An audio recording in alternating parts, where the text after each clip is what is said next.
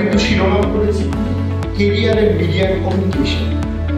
অর্থাৎ যারা এই মিডিয়া এবং কমিউনিকেশন সেক্টরে তোমরা কেরিয়ার করতে চাও, অনেক হয়তো আমি যে রাইটার্সটা দিয়েছি অনেক বিষয় তোমরা জানো, কিন্তু মোর দেন দ্যাট আরো হয়তো কিছু জিনিস তোমরা আজকের এই সেমিনার থেকে নিয়ে যাবে।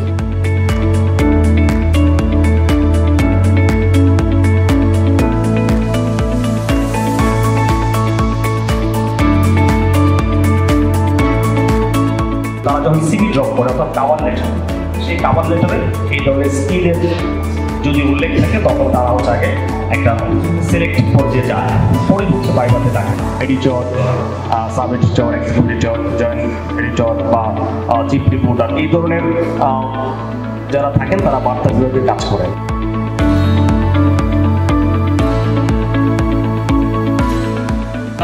সাবরিনা মেহরিন রাহা, প্রভাষক, বেতার স্টাডিজ বিভাগ, জাতীয় কবি কাজী নজরুল ইসলাম বিশ্ববিদ্যালয়।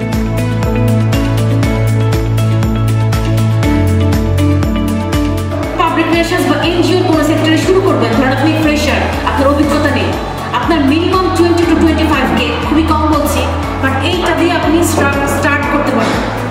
এটা একটা বড়